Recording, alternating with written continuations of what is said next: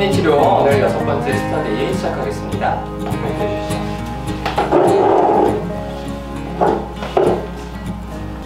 관계중심 심리치료 발표를 시작하겠습니다. 오늘은 14장, 15장, 16장에 대해서 발표를 할 건데요. 14장은 노년기 우울증을 위한 IPT 치료가 되어 있고, 그리고 15장은 결혼생활에 갈등이 있는 우울증 내담자를 위한 병행 치료에 대해서 나와 있습니다. 그리고 16장은 양극성장애에 대해서 말씀드리겠습니다. 이제 먼저 노년기 우울증을 위한 IPT 치료인데요. 이론적인 배경을 보시면 이제 우울증을 치료하는 방법 중 심리치료는 노인 내담자에게 특히 중요하다고 합니다. 노인은 약물 치료의 부작용에 상당히 민감한 편이고 치료에 일정량의 항우울제를 처방했을 때 잘 견디지 못할 때가 있기 때문이라고 하는데요. 그렇기 때문에 심리치료가 중요하다고 합니다. 그래서 노인 내담자들이 근데 이제 일반적으로 노인 내담자들이 호전 가능성이 희박하고 인생 말기에 있다는 것 자체로 어떤 선택을 할 능력이 부족할 것이라는 편견이 많은데 그 편견을 버려야 한다고 합니다. IPT의 적용인데요. 치료 중에 노인 우울증 내담자들은 다른 세대 내담자들과 다른 점이 있다고 해도 비극적인 얘기만 해서는 안 되고 그들의 삶에 남은 여러 가능성들을 과소평가해서는 안 된다고 합니다. 치료의 효과는 IPT LMM과 위약 처방 사례는 위약만 처방한 사례보다 3년 안에 우울증 재발률이 낮았고, 그리고 IPT MLM과 노트르트리틴의 병행 치료는 두 치료를 각각 따로 처방하는 것보다 병행할 때 우울증 재발을 방지하는 효과가 더 있다고 보고하고 있습니다. 연구에 대한 논의인데요. 노인 우울증 내담자를 위한 IPT 효과에 대해 자료가 미흡하다고 하고, 이제 IPT와 약물의 병행 치료를 연구한 자료는 IPT 치료의 효과와 지속 치료로서의 효과에 중점을 두고 있습니다.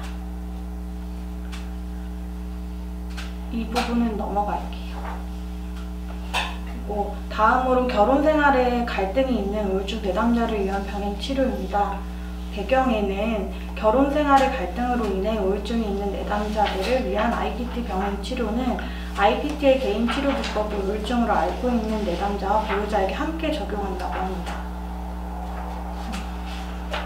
IPT CM이라고 하는데요. 그러니까 방금 말씀드린 내담자와 함께 적용하는 IPT 병행 치료를 IPT CM이라고 하는데, 이 치료의 특징으로는 우울증 증상을 강조하고 적어도 한 사람은 우울증 진단이 있어야 치료가 된다고 합니다. 그리고 시간 제한적인 치료 목표를 설정하고 적극적이고 직접적인 치료 태도를 유지해야 하며 치료의 중점은 내담자, 치료자의 관계를 분석하는 것이 아니라고 합니다. 그리고 치료 밖에 부부의 대인관계 변화를 격려하고 비교적 실행적인 치료 계획을 고안해야 하며 긍정적인 관계와 치료적 동맹을 맺어야 합니다. 초기 단계인데요. 배우자의 의학적 상태를 평가하고 그리고 우울증에 대해 부부에게 교육을 해야 합니다. 그리고 우울증과 관련된 결혼 생활의 갈등을 평가해야 하며 결혼 생활과 관련된 과거사를 재구성합니다. 그리고 갈등을 부인하거나 인정하는 부부에 관한 내용이 있는데, 이제 갈등을 부인하는 배우자가 있을 경우에 이제 치료자는 결혼 생활에 있어 개선해야 할 부분이 어디인지를 배우자가 깨닫도록 안내해야 합니다. 그리고 우울증과 결혼 생활 갈등 두 문제의 관계를 파악하도록 합니다. 그리고 인간관계 목록인데요. 배우자 각자에게서 인간관계 목록을 알아내야 하는 부분입니다. 부부 각자의 개인적인 인간관계 목록을 파악하고 배우자의 원가족 안에서의 관계를 탐색하며 그리고 불만에서 재협상으로 움직일 수 있도록 돕고, 그리고 불만거리를 정리하고 치료자는 심판자 역할을 특히 피해야 한다고 합니다.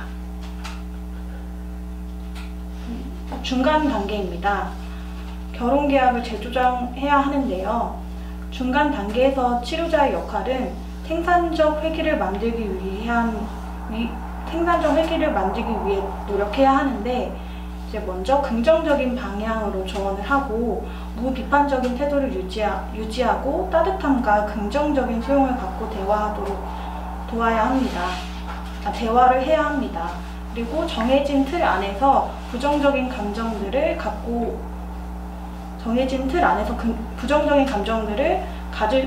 표현할 수 있도록 돕고, 이제 갈등의 내용 자체에 집중할 수 있도록 돕습니다. 그리고 부부 중 한쪽하고만 치료적 동맹을 맺지 않도록 주의해야 하며, 결혼 생활에서 부부의 약속을 재협상하도록 돕습니다. 종결 단계인데요. 치료의 종결과 종결에 대한 부부의 감정은 명확하게 이야기되어야 하고, 그동안 치료 성과도 검토해야 합니다. 마지막 몇 회기 동안 치료자는 부부가 앞으로 일어날 것 같은 갈등 영역을 다룰 수 있는지에 대한 여부를 더욱 강하게 심어주고, 그런 갈등 상황을 어떻게 해결할 수 있을지 함께 탐색하도록 인도합니다. 그 과정에서 비법으로는 먼저 의사소통을 분석하는 부분이 있습니다. 부부의 의사소통의 문제점을 알아내고 보다 효과적인 의사소통으로 바꿀 수 있도록 돕습니다. 그리고 우선 모호하고 감정적인 의사소통을 깨닫도록 돕고 확실히 말할 수 있도록 돕습니다. 그리고 잘못된 추측을 하지 않도록 상대가 자신이 얘기하는 의도를 잘 따라하고 있는지 알아보고 파악할 수 있도록 중간중간 개입을 해줍니다.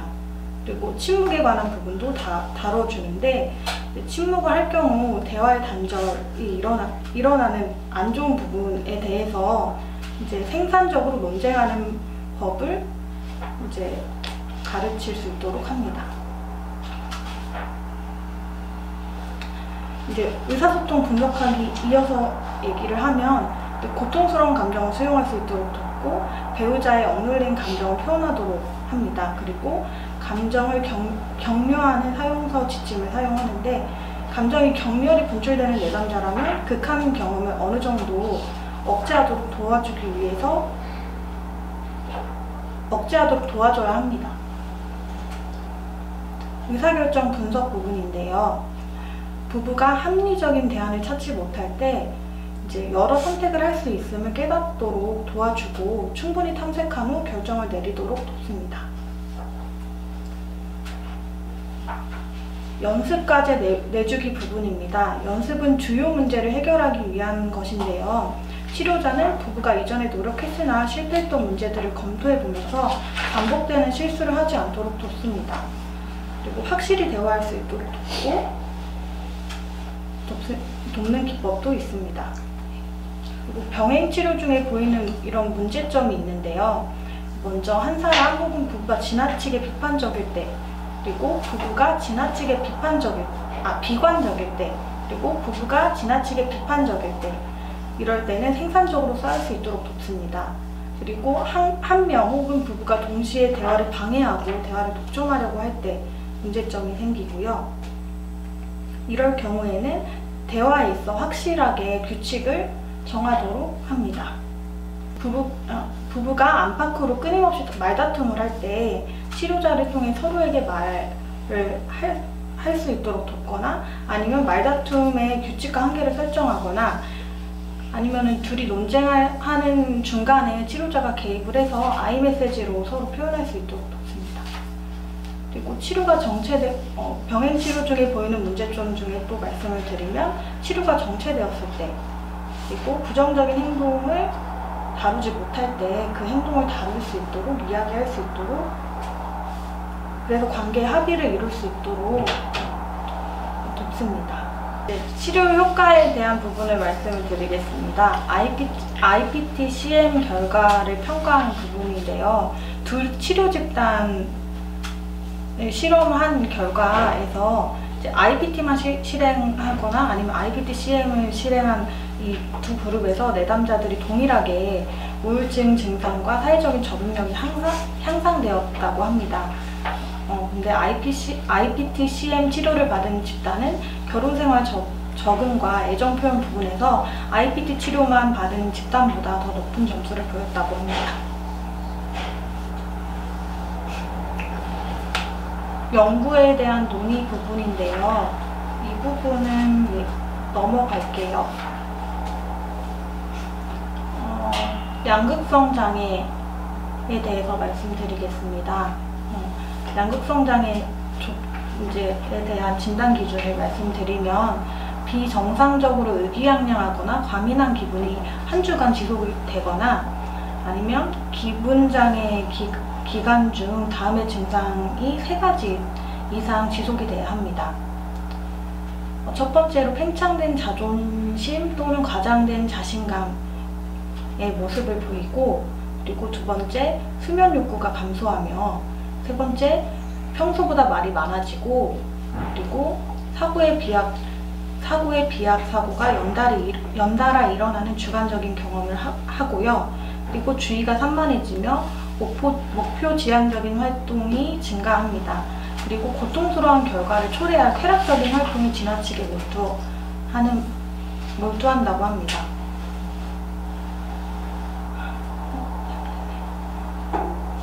이제 양극성장애 심리치료에 대한 부분인데요.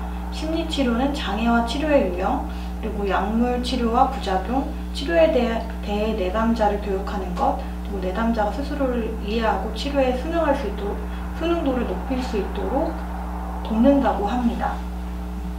그리고 가족 치료는 가족 구성원 간의 의사소통을 향상시켜서 치료에 대한 비순응도를 낮추게 하고, 가족 치료 집단은 가족이 해체되는 비율이 낮았고, 가족 치료 집단을 경험한 사람들은 가족이 해체되는 비율이 낮았고, 내담자의 기능이 향상되었으며 회복률도 높았다고 합니다. 그리고 행동주의적 가족 관리는 양극성장애에 대한 교육, 보호자에게 대화 기술 및 문제 해결 기술을 지도하는 것이 포함되어 있다고 합니다. 인지행동 치료인데요. 내담자들의 인지와 정서에 대한 이해를 돕고 우울하고 부정적인 인지를 수정하는 치료입니다. 그리고 자기조력은 우울증 또는 조울증을 가진 내담자와 그 가족에게 이제 교육 서비스를 제공하고요. 그리고 약물로 치료할 수 있는 장애의 특성과 관리법에 대해 대중에게 교육하고 연구 또한 촉진하고 있습니다. 마지막으로 IPT 치료인데요. 양극성을 치료하는 심리치료 중에 IPT 치료인데요. 프랭크와 동료들은 양극성장애 내담자를 위해 IPT를 수정하였다고 합니다. 우울증 발병과 관련이 있는 것으로 알려진 사회심리학적 요소와 4개의 대인관계적 문제 영역에 초점을 두면서 새로운 구성 요소가 추가됐는데, 이것은 단지 사회적인 주기를 조절함으로써 증상을 관리하는 것이라고 합니다. 그 부분에는 자기 조절, 목표 설정, 업무 과제 제시, 인지적 재구조와 같은 행동적인 기법이 포함되어 있는데, 내담자의 삶의 양식을 조절하고 사회적인 주기를 안정화시키기 위해서 사용되고 있습니다. 이 치료는 양극성 장애 내담자를 위해 IPT와 사회적 주기치료 SIT를 통합하여서 대인관계 사회주기 치료 SPSIT로 만들었는데요. 이제 사회주기치료는 사회적인 주기를 측정하는 것이라고 합니다. 17가지 일상적인 활동을 측정할 수 있도록 자기 스스로 관찰하는 기법이라고 합니다. 그리고 내담자의 삶과 사회적인 주기의 혼란에는 가까운 대인관계에서의 문제가 존재하므로 증상이 어떻게 발전되고 있는지를 살펴보기에 앞서 내담자의 일상에서 혼란의 징조를 찾는 것이 중요하다고 합니다. 치료자는 이제 장애의 유형, 중요한 생활 사건, 생활 양식의 변화, 그리고 다른 유용한 정보들을 포함하여 내담자에 대한 시간표를 완성하게 되는데, 이것을 통해 내담자는 자신들의 취약한 시기와 관련된 것을 이해하게 될 수 있다고 합니다. 그리고 양극성장애 심리교육 부분인데, 이제 일반적으로 IPT 방식으로 진행되며 목표는 수면 또는 사회적인 자극을 증가시키거나 감소시키도록 유도하는 삶의 규칙적인 패턴을 밝히는 것이라고 합니다. IPT 치료의 두 번째 단계는 대인관계와 관련해서 문제의 영역을 정하고 관리 계획을 수립하는 것인데요. 일상적인 리듬을 혼란스럽게 만드는 촉발 요인을 찾고 일상의 활동 및 자극 속에서 건강하게 균형을 찾도록 도우며 일상의 변화에 적응하는 것 등이 포함되어 있습니다. 회기마다 사회적 주기 측정 자료를 다시 확인하고 불안정해 보이는 일상의 리듬을 찾습니다.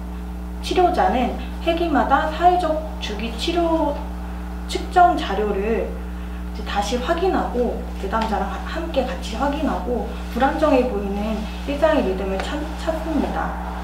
치료의 세 번째 단계에서는 치료자는 증상 혼란된 생활주기 및 사회적 문제 사이의 대인관계 측면이 있음을 내담자에게 제시해 줍니다. IPSRT는 생활의 양식을 조절하는 데 도움이 되며 예상되는 재발 상황에서 자기를 보호하는 방법을 알게 한다는 치료 효과가 있고요. 그리고 심리치료가 중요한 시기에 대한 부분이 나와 있는데 약물 치료가 지속되지 못하는 경우에 심리치료가 중요한 역할을 한다고 나와 있습니다. 네, 발표를 이렇게 다 마치겠습니다.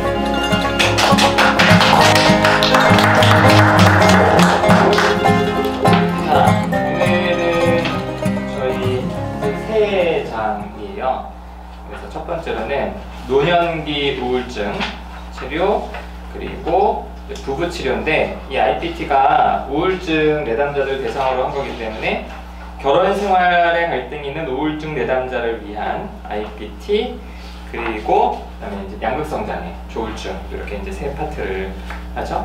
오늘도 먼저 알맹님 혹시 궁금한 점 있으시면 이야기하고 우리 사례 이야기 좀 해볼게요. 저는 여기 277쪽에 부부 상담할 때 치료자가 심판자로서의 역할을 피해야 된다고 되어 있잖아요. 네. 근데 네, 자기 경험이 있다 보면 어쩔 수 없이 한쪽으로 마음이 가기도 하고 집단에서도 편들어 보라고 하잖아요. 그래서 이게 심판자 역할을 하지 말라는 게 어떤 뜻인지 잘 와닿지가 않더라고요. 네. 그 부부 상담 이화 선생님이랑 제가 얘기하긴 했어요, 선생님. 네? 왜죠? 부부 상담 안 해보셨어요? 아, 부부 상담? 생각이라도 얘기해. 앞으로 해야 될 거 아니야, 부부 상담. 아니 그럼 결혼부터 해야지. 맞아. 그러니까 경험 없어도 상담할 수 있다는 말은 다 개소리였어. 뭐? 심판자. 몇 페이지? 277. 77. 일단 저 같은 경우는 이제 부부 이야기를 이렇게 듣기 전에 누가 이 관계를 좀 끌어가는지를 좀 봐요. 그래서 보통 부부가 둘이 적극적으로 합의해서 상담 장면에 오는 경우가 아닌 경우들이 많거든요. 한쪽은 정말 싫어하는데 한쪽이 보통 이렇게 끌려와요. 근데 그럴 경우에는 저는 끌려오신 분의 편을 좀 많이 들어줘요. 그래서 그거는 그분이 진짜 뭐 잘했다 잘못했다가 아니라 끌려온 사람은 동기가 떨어지니까, 그래서 그 사람 입장에서는 이제 치료자가 너무 중립적인 태도를 취하면 오히려 뭐 별로 상담이 도움이 안 된다 이렇게 이제 생각할 수 있어서 조금 힘이 없는 분들 편을 조금 더 들어드리는데, 이제 그게 누가 잘못했다 잘했다가 아니라 감정적인 좀 지지를 하면서 이분이 조금 더 치료 안으로 들어올 수 있도록 해드리고요. 그리고 어떤 경우는 이렇게 한 명이 상담자인데 아내가 남편을 데리고 오는 경우들이 있어요. 그럼 무조건 상담자가 잘못한 거죠. 그래서 무조건 앞에 대놓고 이제 죽여버리고 그러면 이제 옆에 사람은 신나는 거예요. 왜냐면은 상담자랑 결혼한 배우자들은 네가 내 상담자야? 그 사람 이렇게 배우자한테 그럴 얘기 되게 많이 하거든요. 그러니까 배우자가 상담자인데 자기한테 뭔가 공감하면 혹은 뭔가 이렇게 이래라 저래라 하면은 사실은 다른 부부들도 다 그런 식의 소통을 하는데 네가 지금 상담자니까 나한테 그렇게 일어났던 이야기를 해서 그런 위축감이나 분노들이 크기 때문에 이제 그런 면에서는 저는 한쪽으로 좀 편을 들어드리지만 근데 그런 게 아니라 다른 문제에 있어서는 부부가 너무 맞물려 있는 부분들이 있기 때문에 뭐 그런 부분에서는 누가 잘했다 잘못했다 얘기는 안 하는 게 아니라 하기가 어려운 것 같아요. 이렇게 좀. 현 선생님. 전 비슷해요. 넘어갑시다. 또 있으세요? 아 이건 지역적인 거긴 한데 네. 그 부정한 행동, 그 301페이지에 부정한 행동을 다루기 위해서 비밀 외도 사건이나 돈을 잘못 사용한 것, 신뢰를 저버릴 만한 다른 행동 이거를 비밀을 공개할 준비가 되었을 때 이제 상담해야 된다. 그 전에 개인 치료를 해야 된다 이렇게 돼 있어요. 네. 그래서 저는 돈을 잘못 사용한 건 언젠가 알게 될 상황이니까 공개를 해야 되는 건 맞는 것 같은데 그렇죠. 비밀 외도까지 이거를 공개를 해야 된다고 얘기를 하니까 이게 맞나? 약간 이런 생각이 들었어요. 개인적인 경험과 무관하신 거죠? 네, 그거 아니고 왜 우리나라에서는 준비가 아직 안 되신 건 아니시고. 왜 우리나라에서는 그 현장을 들키기 전까지는 절대 아니라고 하라고 하잖아요. 그렇죠. 그냥, 네, 그런 나중에 이혼할 거 아닌 이상 그렇죠. 그래서 이게 좀 어떻게 해야 되나요? 그러니까 좀 어떤 경우예요? 그러니까 상담자는 알고 있는데 맞아요. 그거를 부부 사이에서 오픈을 해야 될까 이거예요. 네, 상담자는 알고 있는데 그거를 오픈을 해야 된다는 식으로 여기 적혀 있고 아니 오픈하기 못하겠으면 그때까지는 개인 상담을 그 사람이랑 해라. 이런 얘기죠.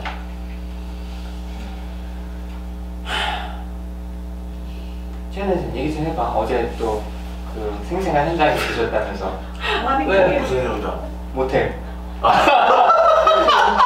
아니면 발표 준비하는 발표 어떻게 생각해요? 어떻게 생각하냐고요? 네. 그 얘기를 참 괴로웠겠다. 모텔에서 느끼하는- 발표를. 그렇지. 그러니까 얘기하게끔 하는 거? 얘기할 용기가 없으면 부부 상담하지 말아라. 개인 상담을 해라. 근데 이게 비밀이라고 하는데 비밀일까 싶어요. 그 상대 배우자도 좀 어느 정도 알고 있지 않을까. 그래서 그런 부분을 말을 하지 않고 서로 참기 때문에 좀 문제가 생기는 거 아닐까라는 생각 때문에 얘기를 할 수 있도록 최대한. 얘기를 못 하겠다 그러면. 그러면 개인 상담 먼저. 그 이 책처럼. 그래. 근데 저는 부부 상담의 그 초점을 외도가 꼭 핵심인지 아니면 그 부부 상담의 목표? 두 분이서 와서 뭘 해결하고 싶은지가 저는 여기는 그런 거 하나도 없이 그냥 이걸 오픈하냐 마냐 얘기를 하니까 조금 이제 결혼하시잖아요 6월달에. 네. 만약에 그분이 외도를 했어요. 그럼 둘의 관계에서 외도가 핵심이 아닐 수가 있어. 그래서 만약에 그렇다면 그러면 격까지 다른 얘기들을 돌아가게 되니까 그렇잖아요. 중요한 얘기를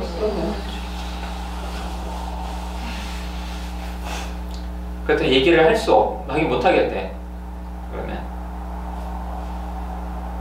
개인 상담을 준비시키고 책이랑 똑같다는 거죠? 책이랑? 책이랑 똑같다는데 뭐 이렇게 뭔가 말할 게 있는 것 같아서도 똑같아. 김민아 선생님. 저요?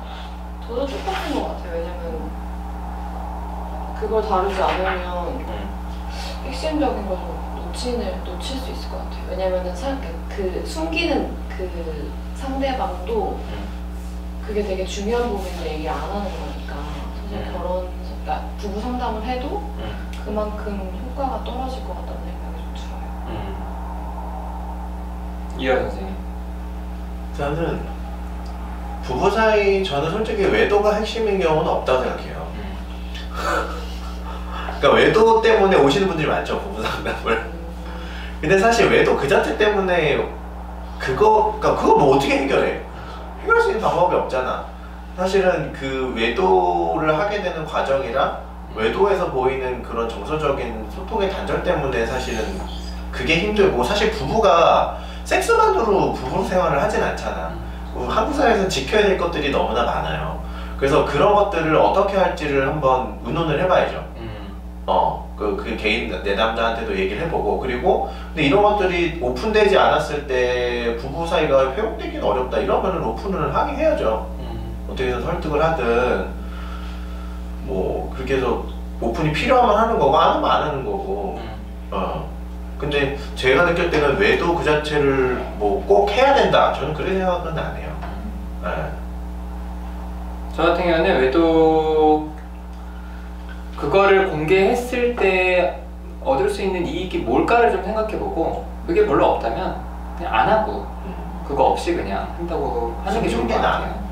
왜냐면 그거를 얘기를 하면은 모든 이슈들이 너무 거기로 집중되는 경우들이 있어서 근데 만약에 그거에 대한 뭐 죄책감이 굉장히 크다라고 하면 그 죄책감에 대한 부분들은 저는 뭐 개인 상담 한두 번 통해서 그거 네가 그냥 감내하면서 하라고 이야기를 좀 하고 근데 이제 그게 진행 중인 외도라면 좀 상황은 다른데 이제 이미 끝나고 과거의 어떤 그런 거라면 이제 그런 부분들이 있죠. 근데 어떤 경우들은 자기가 그런 어떤 외도를 했기 때문에 사실은 상대방도 외도를 하지 않을까 되게 걱정하는 경우들이 있어요. 그러니까 나도 이제 비밀을 지키기 때문에 상대방도 나를 속이지 않을까? 이제 그럴 경우에는 그런 부분들을 좀 이제 그런 부분들은 개인 상담에서 좀 다르고 그게 아니라면 부부 사이에서는 뭐 굳이 별 얘기를 하냐 그게 중요하지 않으면 그렇게 좀 넘어가게 돼요. 어떠세요? 그냥 궁금해서. 그래요. 자, 그러면 저희 사례 얘기를 하는데요. 우리 홍선 선생님이 책을 안 읽어오셨다고. 책을 안 읽어오셨어. 그래서 커피를 사오셨잖아. 난 스콘만 사주고. 근데 이런 건 안 사왔어. 아니 너무 정신이 없어가지고 개수도 못 세고. 여기 사례들이 아주 간단하게가 몇 개가 나오고 그 노년기 우울증 사례가 260페이지 하나 나오고 그리고 302페이지에 부부 사례가 나와요. 우리 일단은 260페이지 사례부터 좀 같이 얘기할까요? 우리 사례 설명을 조금 수연 선생님 해주시죠. 어떤 사례? 간단하게. 어떤 사례인지요? 내용을. 기억이 안 나는데? 보통 기억이 안 나면 이렇게 책 보면서 보면서? 네, 앨런이라는 사람이 이렇게 이제 하면 돼요. 욕한 거예요? 아니 융통성이 없긴 이랬지. 융통성이 없긴. 네, 하세요. 앨런이라는 이제 노인 변호사 남자가 있는데 이 사람이 이제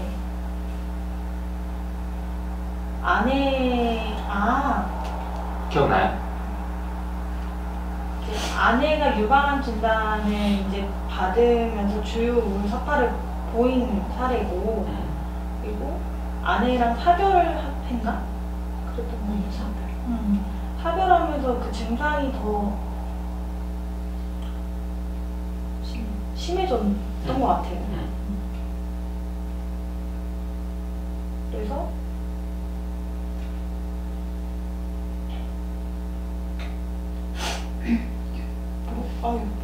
어떻게 해야 될지 모르겠어요. 왜 줄을 많이 쳐놨어 여기?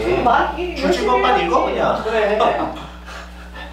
이제 쉽게 이제 누구 얘기 잘 해줄 수 있는 분 없어요? 앨런이 역시 앨런이 외국 사실은 그러니까 자기가 좀 일 중독 때문에 직장 그거 때문에 가족을 소홀히 했다고 하면서 또 내가 아내의 투병 생활 동안 함께하지 못한 거에 대해서 자기가 죄책감을 많이 가지고 있다 이러면서 이제 더 우울해졌고요. 그래서 이 IPT를 하고 나서 좀 객관적인 시선을 통해서 그러니까 뭐 앨런이 생각한 것보다 분명히 아내에 대해서 좀 더 자기가 한 게 있다 이렇게 얘기하면서 좀 더 객관적인 시선을 통해서 치료를 했고 그 다음에 그러니까 다른 어떤 활동을 하기보다는 자기의 자녀들이라든지 손자들이라든지 옛날 친구들 뭐 봉사활동을 하면서 이런 우울증이 점점 해소됐다라고 여기는 나와 있습니다. 자, 72세 은퇴한 변호사. 우리나라에서는 거의 만나기 힘든 사례죠. 변호사가 상담사를 찾아와서 72세. 그러니까 자, 일단 이분은 이제 아내가 죽고 우울증이 심해졌는데 이제 거기 260페이지 중간 아래쪽에 치료자는 이 사례를 사별의 어려움이나 이제 애도 문제라고 이제 본 거죠. 그래서 특히 그런 어떤 자기가 아내에게 좀 소홀히 했다 그런 부분들에 대한 죄책감 그리고 양가 감정 이런 것들을 다루고 이제 결국에는 새로운 관계를 이렇게 했는데 근데 261페이지에 그런 얘기가 있어요. 중간에 보면은 앨런은 동네의 노인들을 위한 시설에 나가는 것을 늙은이나 가는 곳이라며 비웃었다. 그렇죠? 그래서 대신에 그는 자신의 자녀들과 또 손자들과 더 친하게 지내고 옛날 친구들 동료들과 친하게 지내면서 봉사활동도 종종 했다. 그래서 결국에는 그 노인정에는 안 나가시고 자기의 수준과 맞는 그런 어떤 사람들과 지내면서 이제 우울증이 회복이 됐다라고 이제 아름답게 사례가 종결이 됐어요. 자, 어떻게 생각들 하세요? 우리 홍성 선생님 네. 어때요 좀? 어떤게요? 사례 보면서 본인이라면 어떻게 뭐 했을 거든지 뭐.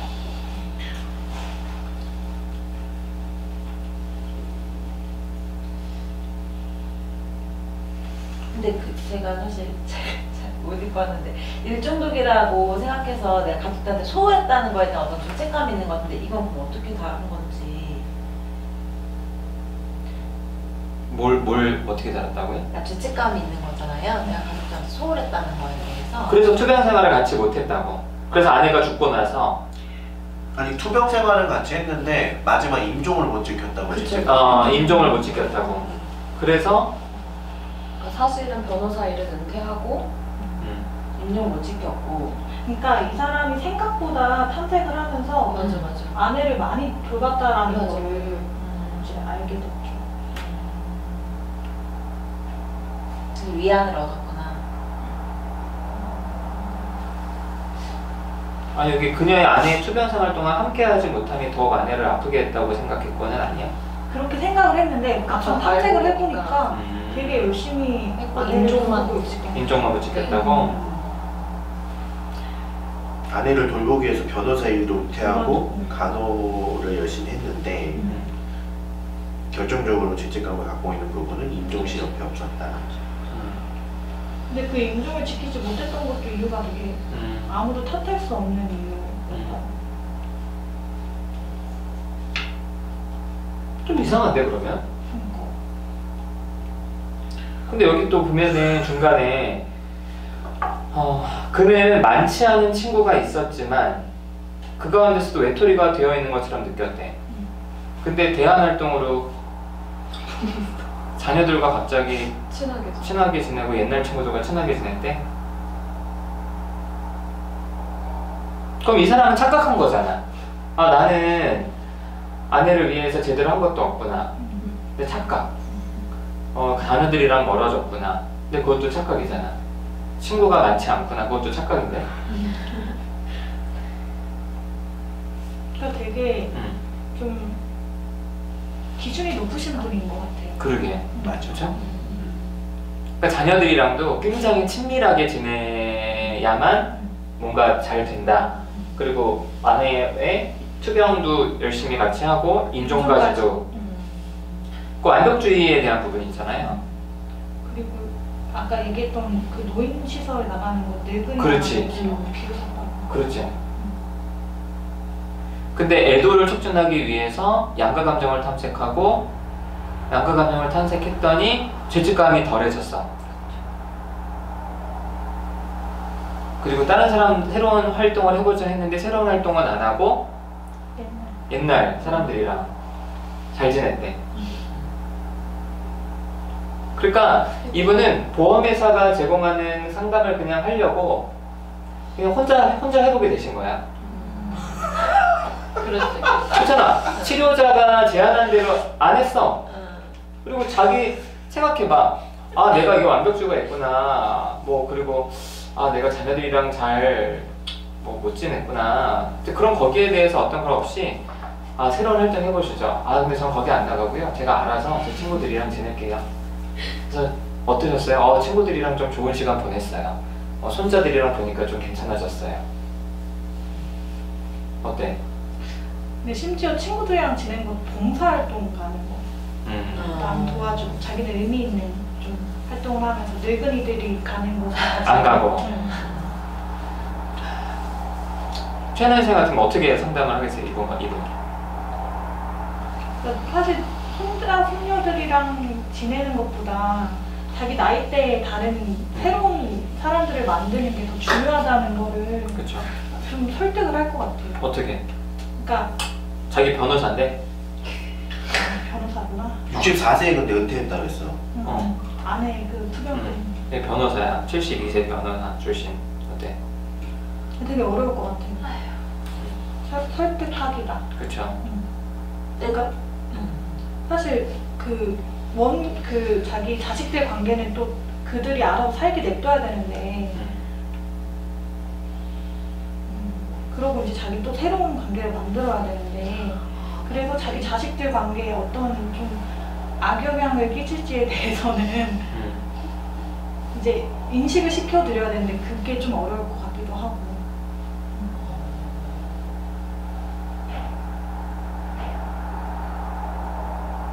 그런데 자녀들이 적응을 못할 수도 있겠네요. 갑자기 부담스럽게. 관계를 맺으려고 막 하니까.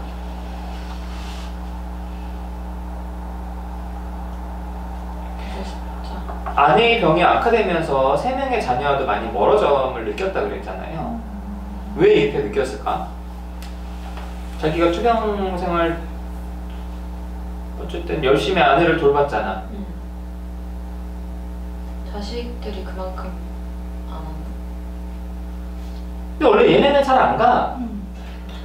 얘네는 부모님 아프다고 잘 가는 애들이 아닌데. 뭔가 기대치가 있었는데. 너무 완벽주의적이어서 자식의 자리가 없었던 거 아니에요? 좀 설명을 좀 해줘.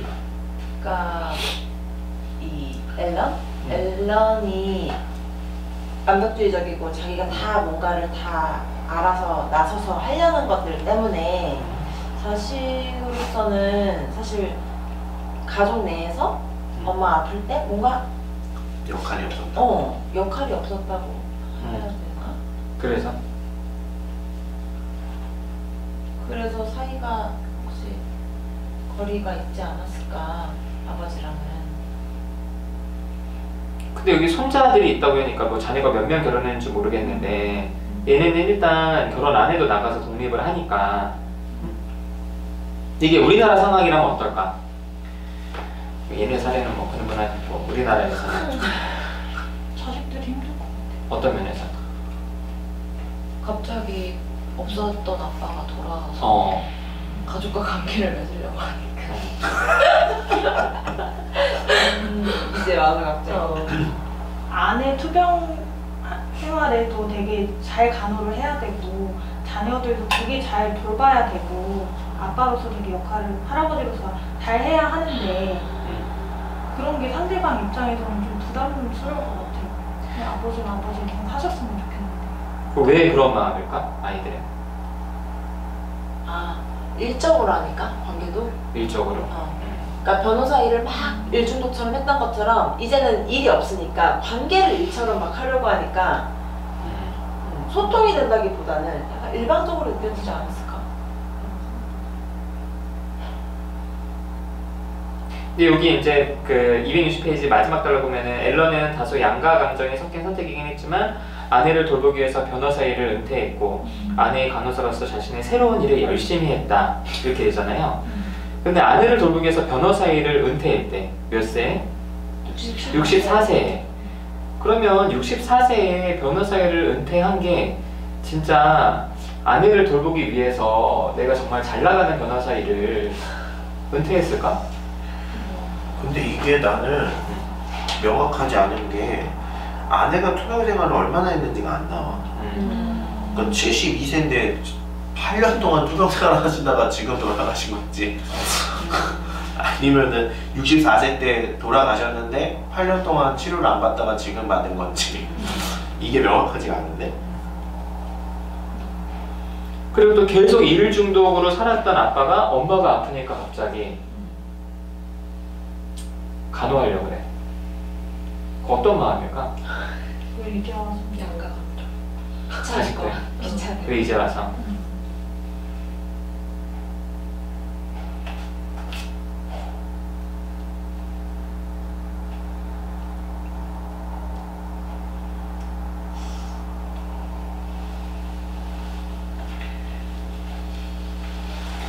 깝깝해. 이거는 자기 기준도 너무 이거 우리 영상 쓸 수 있는 거야. 아, 괜찮아. 우리는 이게 리얼이니까. 자기는 의미 있는 일을 해야 하는 사람이니까 이게 최선이었을 것 같아. 그 성격을 바꾸고 이렇게 하는 거는 사실 어려울 것 같아. 근데 아니 요 정도를 하기 위해서 굳이 상담이 필요할까 싶어. 이 우리나라에서는 그치? 뭐 법륜 스님 강의 50분짜리 하나만 들어도 이분 깨닫는 게 많을걸? 최선을 다했다. 그렇지. 그냥 자기에게 들어줄 사람이 필요하지 않았을까요? 그래. 죄책감을 덜어줄 그냥 맞아. 사람이 필요했어. 좀 괜찮다고 해줄. 어? 잘 살았어 너. 오, 그렇게만 했어? 약간. 근데 그런 얘기를 왜 상담자한테 하다 들을 것 같아? 상담자가 젊으니까. 에이, 아, 젊은 여자 상담자였겠지. 사실 그런 말을 자식한테 듣고 싶어 하지 않나? 그렇지. 뻔하잖아. 나이 70에 늙은이나 가는 곳엔 가기 싫고 젊은 여자 상담자가 운영하는 상담센터 갔겠지. 싫다. 왜 싫어? 이게 실존의 문제야. 그러니까 아까 이제 홍 선생님이 했나? 자식한테. 자식한테 이런 말을 그치. 듣고 싶어 할 거예요. 근데 우리 같으면 자녀들이랑 좀 이렇게 소통을 더 해보자 이렇게 이제 긁고 갔을 텐데 이제 그런 건 없이 그냥 이분은 그냥 아이들이랑 좀 더 잘 지낼게요. 이제 그리고 친구들이랑 봉사활동하기로 했어요. 이제 그러고 나서 이제 다음 주에 어떠셨어요? 그럼 아이들이랑 좀 소통을 하니까 좀 괜찮아졌다. 봉사활동 가서 좋았다. 치료 성공적이네. 이렇게 해서 이제 끝난 거죠. 참 상담 쉽네.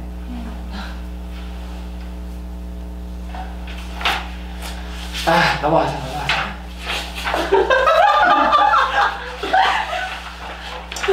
아니 내가 그 우리 공개 집단에 역전이에 걸린 거야 지금. 난 아빠 생각이야. 아니 이 사례 이분이 되게 냉소적이시잖아. 근데 이 사례 읽으면서 냉소할 수밖에 없게 되는 거야. 우리가 홍 선생님 왜 아빠 생각이 나? 아빠 바쁘게 살아서? 그러니까 자식한테 인정받고 싶어 하는 거. 어. 너무 싫거든. 근데 왜? 그 바라는 게 보여요. 그거 해주고 있는데 솔직한 감정으로 싫어. 왜? 그걸 이용해. 이용을. 인정해드리면서. 그치. 그걸 알아. 그래서 최한 선생님이 그거 이용해서 요즘에 잘 살잖아. 아니 왜 그게 싫어요 그렇게?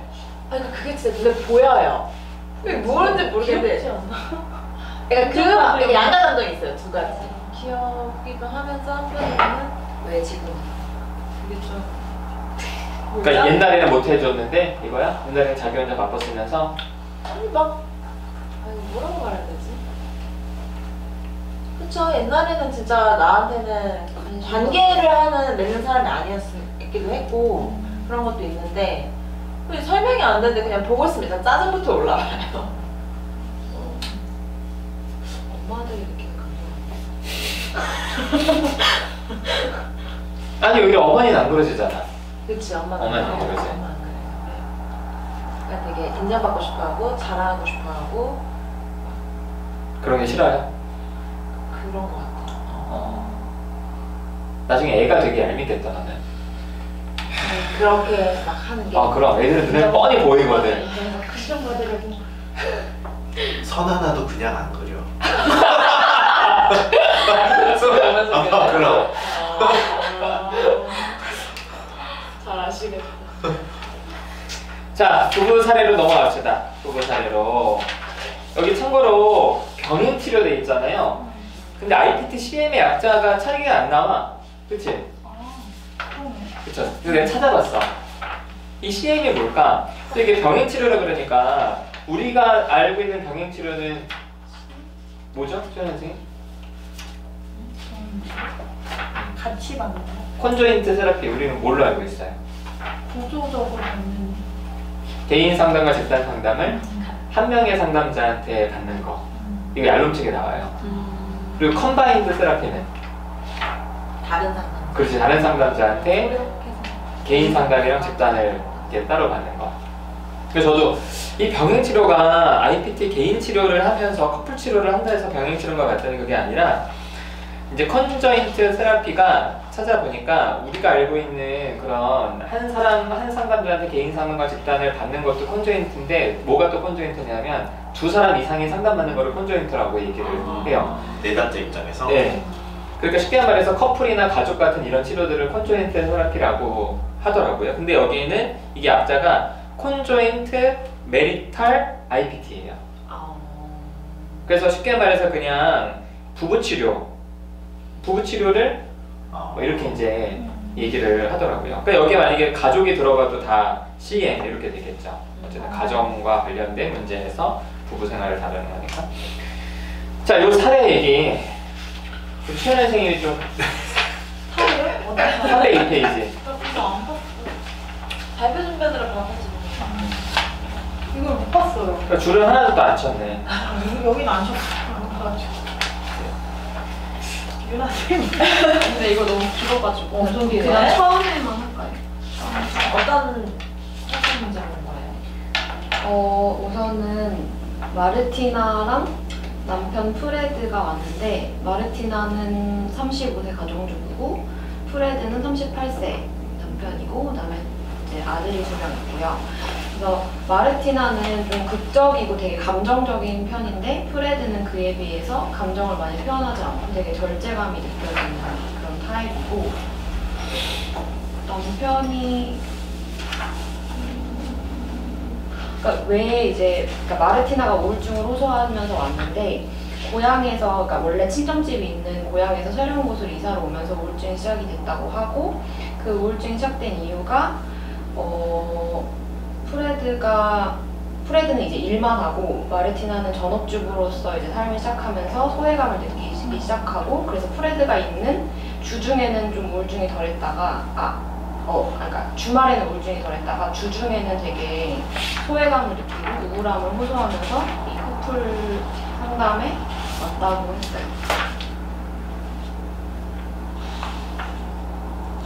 그래요. 네. 됐어요? 네. 그래서 이제 커플 상담에 왔어요. 그러니까 4년 동안 우울증을 앓았고 그랬는데 이제 2년 우울증 앓고 나서 2년 후부터는 이제 일을 바꿨어. 그러면서 프레드는 이제 하루 12시간 일하고 토요일에도 일하고 그래서 마르티나는 계속 가사 일을 전담하게 되고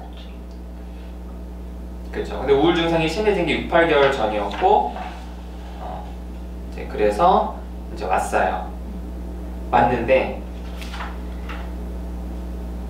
왜 이 사람들은 부부 상담에 왔을까? 그 얘기가 소통이 안 나왔어.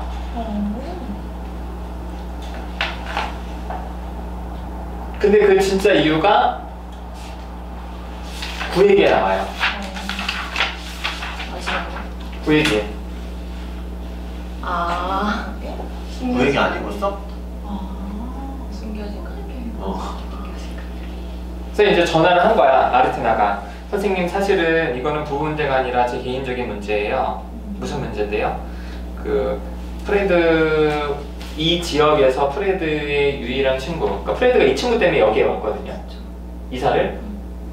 근데 그 릭과 제가 이제 바람을 폈어요. 그래서 저는 그 남편의 친구와 관계를 끊고 싶은데 프레드는 계속 만나. 모르고? 아니 알아. 프레드도 알아. 아는데 계속 만나고 그 사람 그 친구가 계속 그 말했잖아. 여자한테 뭐라고 막 하고 막 약간 조롱하듯이 얘기하는데 헐리우드야 이것도? 프레드가 가만히 있어. 옆에서 그러니까 가만히 있어. 아니 남편이 가만히 있는 거야? 어떤 중재도 하지 않았다. 그러니까 뭐 그런 거야. 자기 와이프가 자기 친구랑 잤어. 근데 자기 친구가 자기 와이프를 뭐 여러 가지로 이제 괴롭혀. 그러니까 뭐 근데 남편은 가만히 있는 거야. 가만히 있어. 그러면서 계속 만나. 모임에 계속 가. 포근해. 그러면서 310페이지 보면은 그 두 번째 단락에 릭과 이 부부와의 관계에 있어서 대답이 명확하지 않은 부분이 많지만, 예를 들어서 마르티나가 아직 릭에게 매력을 느끼는지, 혹은 프레드도 릭을 양성의 자로서 계속 좋아하는 건지 가능성 있는 것 같아. 분명하지 않지만 치료자는 치료 자체를 원래의 치료 목표 중 한 가지, 그러니까 소통 문제인 거예요. 의사소통 문제로 집중하기로 했어. 그래서 결국에는 이제 프레드한테 이제 마르티나가 요구하게 한 거야. 릭이 나를 괴롭힐 때 나 좀 지켜줘, 남편아. 그러니까 분명하게 의사표시를 하고 남편은 그 의사표시를 듣고 그래 내가 그렇게 할게. 그래서 결혼식의 13회기에 보면은 릭과 함께 참여했던 결혼식에서 이제 마르티나는 자기가 요구했더니 남편이 세심하게 자기를 돌봐줬어. 그래서 이제 부부 사이가 좋아졌다. 그래서 의사소통이 명확해져서 부부 사이가 좋아졌다. 그래서 끝났다 이거예요. 근데 그거는 확인 안 된 거예요. 그러니까 릭에 대한 마음. 나를 마르티나가? 마르티나의, 여기는 안 나와요.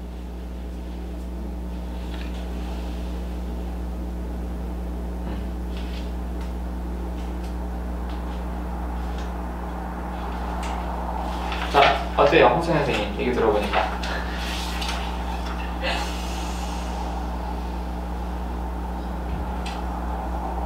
근데 왜 더 탐색을 안 해봤을까? 부부 상담이어서. 아, 같이 이야기를 나누니까요? 이것도 개인적으로 연하에서 바람핀 것도 아내가 개인적으로 연락해서 맞아. 저는 함께 얘기하게 된 거야. 아, 그럼 오픈을 하지 않고? 근데 알고 있었어요, 남편은. 왜 오픈을 굳이 하지 않았을까? 터놓고 이야기를 해볼 수 있었을 것 같은데, 잘 설득하면. 상담자가. 아니, 알고 있다니까? 그러니까 얘는 왜 더 탐색을 안 했냐는 거지. 지금 릭에 대한 릭과 관계가 분명하지 않아. 마르티나의 관계. IPT를 해야 되잖아. 그러니까 이거야. 이거를 계속 다루다 보면은 이 IPT는 구조화된 치료인데 그 사이에 못 끝나. 그리고 상담의 목표가 분명해지지 않으니까 그냥 됐어 그래 일단 그건 중요하지 않고 요걸로 가보자라고 이제 한 가지 목표에 집중하기로 한 거예요. 이게 우리나라 상황에서 가능하겠냐고.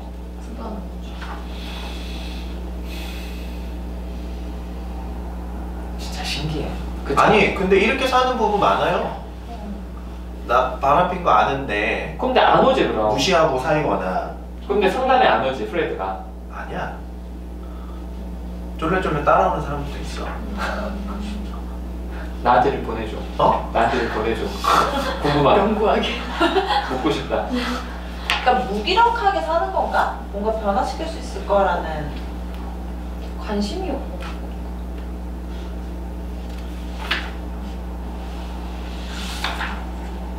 알맹님은 어때요?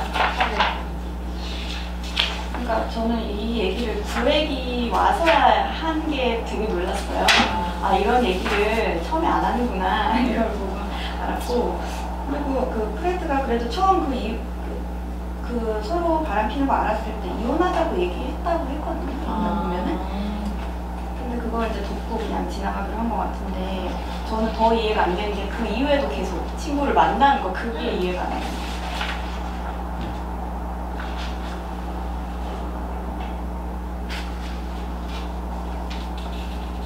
그러니까 프레드가 처음에도 왜 감정 표현을 되게 안 하는 사람이라고 얘기했잖아요. 맞아요. 근데 그걸 좀 끌어내볼 필요가 있었을 것 같은데 IPT라서 안 됐다는 거죠. 어떻게 뭐 끌어내? 어떤 거요? 그러니까 와이프에 대한 감정이나 릭에 대한 감정이 너무 불분명하니까 그걸 계속 그냥 억누르고 살게 냅두는 것 같아, 상담자는. 내가 그냥 해치지 말고 좋게 넘어가자 이런 느낌으로 가는 것 같아서 이 남편에게 있어서는 이 상담이 어떤 의미가 있었을까 난 잘 모르겠어요. 근데 여기 이 사람들이 만난 역사가 나와요. 이 사람들이 304페이지에 마르티나는 남편을 학교 킹카라고 설명했고 자신의 우상이었다고 설명을 했어요. 그러니까 저는 이 사례 좀 이렇게 봐요. 남편이 사실 아내를 되게 무시하는 거야. 그러니까 바람을 피든 안 피든 상관이 없어. 연애 때도 그랬잖아요. 연애 때도 그냥 아내는 계속 기다리고 남편이 그날 밤에 오면 데이트하는 거고 아니면 안 하는 거고 이런 식으로 연애를 계속 해온 거거든요. 그러니까 좀 속된 말로 하면 아내를 창녀 정도로 생각하는 거야. 그래서 다른 남자랑 자든 안 자든 상관없는 거지. 근데 그러면 왜 상담이 안 되나요? 응? 그러면 왜? 그러면 왜? 아니, 그러니까 안 올 이유도 없는 거야 이 남자한테는. 그러니까 아내가 하자 그러면 그냥 하는 거지. 아내를 무시하는데? 응? 아내를 무시하는데? 그러니까 진짜 무시하면 그냥 하자는 대로 하는 거죠. 진짜 무시해서.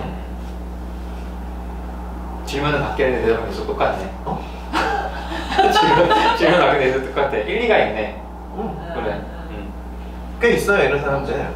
그러니까 본인이 무언가를 사실은 하지는 않아. 그런데 그냥 따라하는 거야. 그리고 그거에 대한 중요성을 별로 생각을 못해. 그런 사람들도 꽤 있어요. 되게 무감각하기 때문에. 그러니까 마르티나가 되게 오랜 우울증 때문에 그게 계기가 돼서 온 것 같거든요.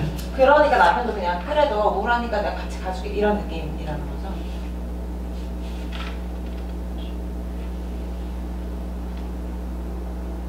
아마 자기가 좀 힘든 것도 있지 않았을까? 그러니까. 감정적이니까. 아내가? 계속 막 왔다 갔다 하고 그러니까 얘가 문제야 이러면서 오지 않았을까요? 아내를 바꾸기, 아내를 치료받기 응. 하기 위해서.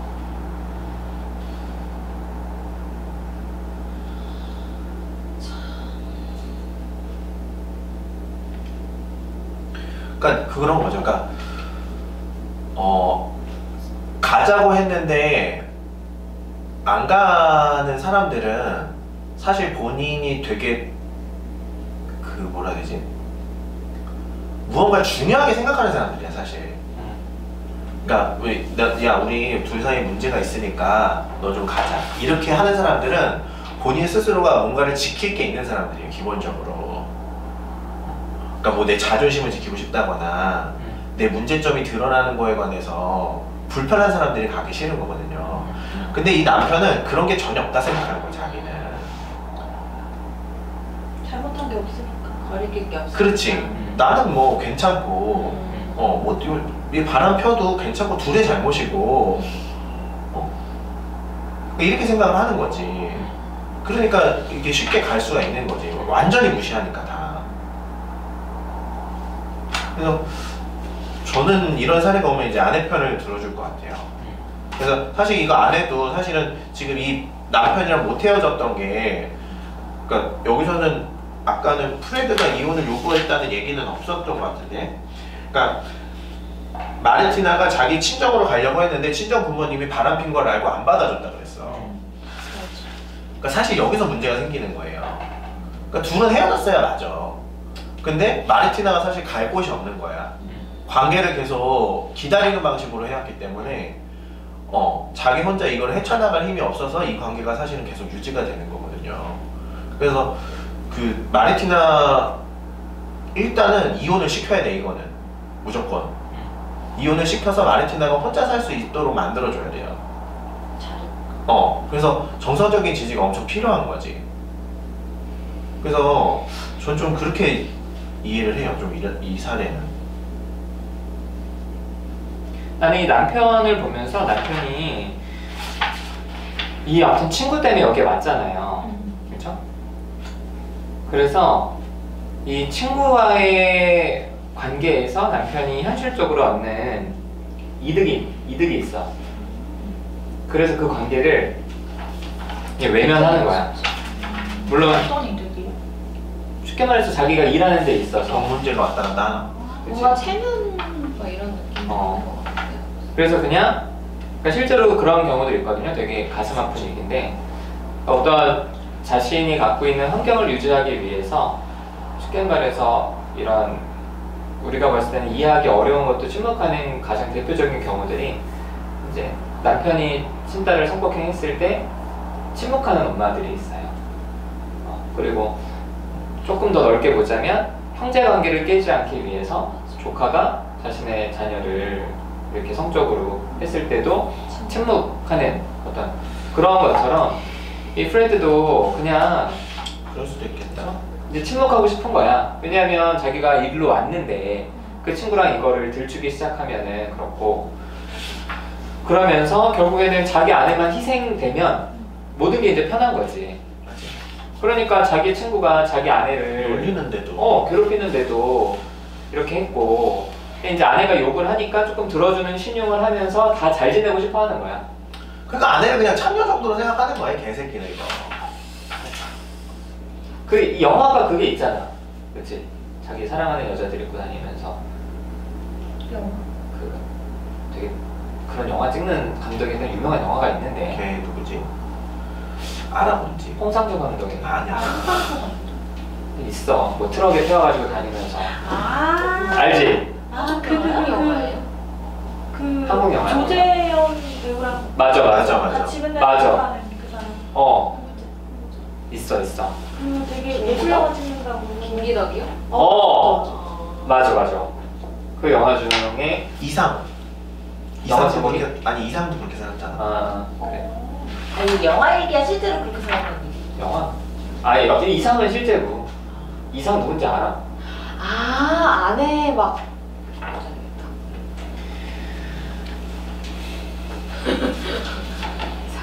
근데 내가 이 IBT CM에서는 부부 상담하면은 3자 대면으로만 진행을 하는 거예요? 1대1의 그런 시간이 없이?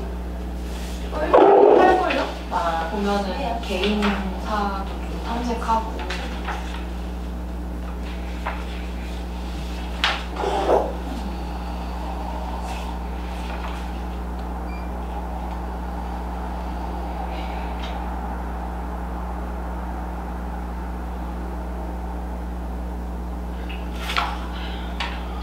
조져야 돼. 침묵하는 새끼들. 근데 여기서는 상담사들은 그렇게 개입 안 하는 거야. 그쵸. 뭐 IBT니까. 그냥 약간 잘 다듬어주는 느낌? 그냥 겉만 이렇게 조금. 근데 기본적으로 이 프레드가 처음에 마르티나가 프레드한테 그런 어떤 좋은 감정을 느꼈던 것도 남편이 학교 킹카였잖아. 또 릭도 외모. 부유하고 잘생겼어. 바람둥이야. 아이고 그렇죠. 그래서 프레드와의 관계에서 사실은 이제 마르티나 프레드가 어느 정도까지 아내를 이렇게 해줄지 모르긴 하겠지만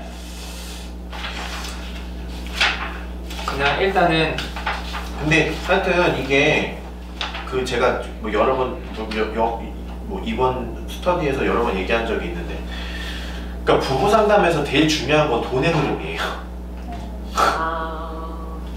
돈의 흐름. 사실 부부 상담에서 제일 중요한 건 돈의 흐름이야. 그러니까 되게 부부들이 이제 문제를 가지고 와요. 보통 문제를 가지고 와서 이제 뭐 겉으로는 뭐 저희가 뭐 사랑 문제네 어떤 문제네 하지만 일단 돈의 흐름이 먼저 파악이 돼야 이게 명확해져요. 근데 여기서는 그런 것들을 너무 간과해. 그러니까 모든 사례 기술이 다 너무 감정적이야. 근데 부부관계는 사실 그 감정적인 관계는 아니거든요. 부부관계는 뭐 물론 감정이 중요하기는 하지만 감정적으로만 살 수 있는 관계가 아니야. 그래서 지금 이 부부도 그런 부분이 빠져 있어. 현실적인 부분들. 현실적으로 어떤 뭐라 해야 될까요?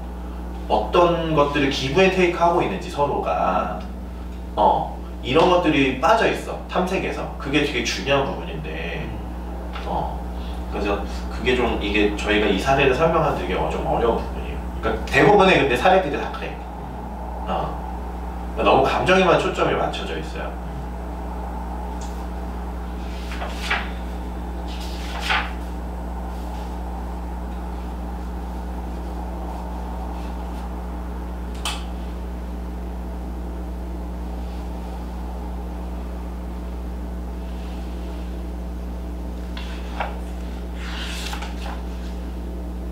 그러면은 현실적인 게 맞는다면 이 사례에서 이혼을 안 시키고 이대로 사는 것도 하나의 선택지가 될 수 있죠. 그러니까 그런 기브앤테이크가 명확해지면 사실 그러니까 사람들이 그런 거 안 돌아보려고 그래서 자기 삶에 만족을 못 하는 거야.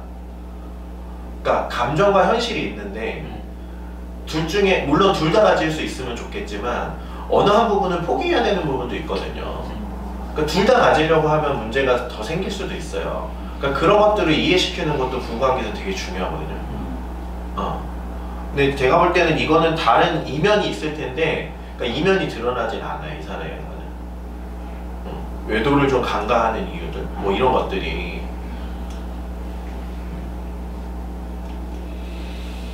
아무튼 그 마지막에 보면은 이제 프레드도 그동안 이제 많은 것을 희생하면서 일에만 매달렸던 것이 후회스럽다. 이렇게 해서 잘 변했어요. 성공적인 후회하면 뭐하냐고. 상담으로 끝났어요. 자, 그래요. 마무리를 합시다.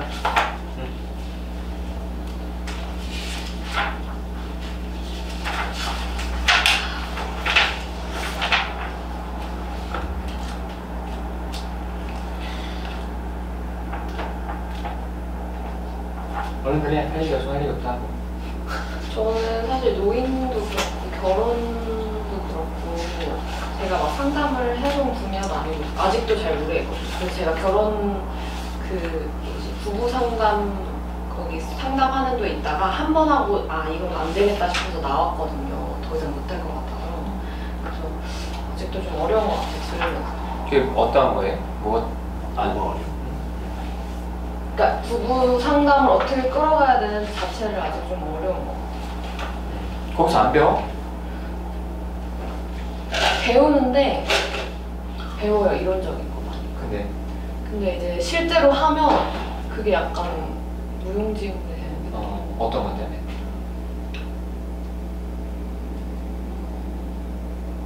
너무 약간 뭐라 그러지? 좀 복잡하다는 느낌? 부부 관계가? 아까도 얘기했듯이 뭐 현실적인 게 너무 많이 걸려있고 감정적인 것만 해소돼도 그러니까 해소가 돼도 이게 잘 안 풀어지더라고요. 맞아요. 그래서 좀 복잡하다는 느낌을 많이 받아서 되게 어려웠다는 생각을 했어요. 어렵다는 생각.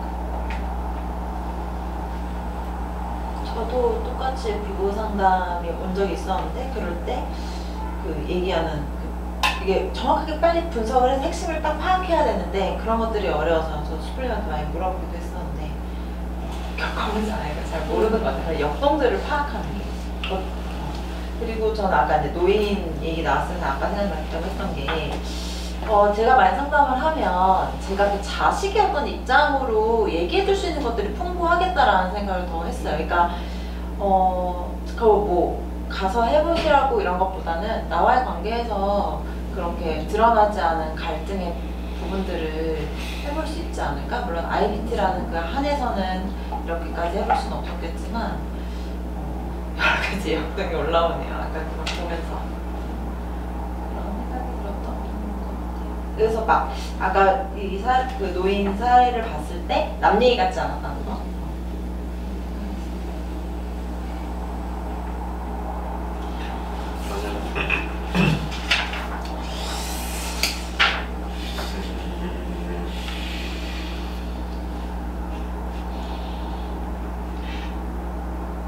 일단 이게 어려운데 그 저는 그러니까 이게 또 글로 돼 있어서 저는 또 좀 어려워요.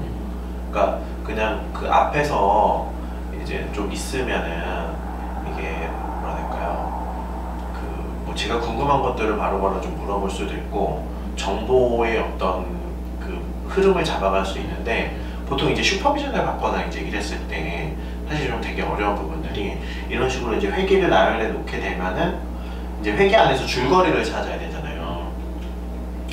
그러니까 그게 일단 맞든 틀리든 찾아야 돼. 맞든 틀리든 그게 사회 개념하잖아. 그러니까 맞든 틀리든 일단 줄거리를 찾고 줄거리를 내가 만들어 놓아야 그 다음부터 그걸 기준으로 무엇 맞고 무엇 틀리는지에 관해서 이제 명확해질 수가 있는데 근데 그러니까 그런 거를 상담자는 이제 잘해야 되죠. 근데 이제 그런 것들을 잘해야 되는데 지금 제가 볼 때 여기에 있는 사례 기술 방식들이 사실 그런 걸 잘 못해요. 다. 그래서 저희도 좀 많이 헤매게 되는 것 같아요. 그러니까 사실 그런 것들을 되게 잘해놓은 책이 사실 장성숙 교수님의 책이잖아요. 그러니까 쭉 객관적인 사실을 나열해놓고 교수님이 한두 마디로 그거를 다 정리를 하잖아요. 근데 그게 되게 필요한데 그게 사실은 근데 치료에도 되게 필요해요. 근데 일단 맞든 틀리든 이제 그걸 해야 되는데 그걸 안 해놨어. 그러니까 IPT가 이러니까 IPT를 적용하면은 뭐 좀 둘 다 기분이 좀 괜찮아진다. 근데 이런 거야. 그러니까 근데 이 사람이 어떤 스토리를 가지고 있기 때문에 그 스토리를 어떻게 정리해줬고 그래서 IPT가 거기에 대해서 그 스토리를 정리하는데 어떻게 정리되더라. 이렇게 사례 기술이 좀 되어 있으면 저희도 그 사례를 보고 그러니까 그리고 이렇게 나열을 해놓은 다음에 그렇게 좀 정리를 좀 해뒀으면 그 다음에 저희가 이 사례를 보고 우리가 가지고 있는 객관적인 정보들이 어떻게 조작이 될 수 있는지를 저희가 알 수가 있는데 그게 지금 부족해. 상당 더럽게 못하는 거야. 그러니까 조합을 못하는 거죠. 그러니까 어차피 요약이야. 그러니까 이게 모르겠어요. 상담 공부하시는 분들이 이 영상을 보실지 모르겠는데 어차피 상담은 요약이에요. 요약을 잘하는 인간들이 상담을 잘해. 요약을 못하면 상담을 못하게 돼 있어. 그래서 그런 것들이 좀 안 돼 있는 책인데 제가 볼 때는 이 얘기를 왜 하냐면은 되게 상담판에 많이 만연해 있는 그런 기술 방식이야 이런 것들이. 그래서 어려웠어요 하여튼. 그래서 중요한 정보들도 많이 빠져있고 그랬던 것 같아요.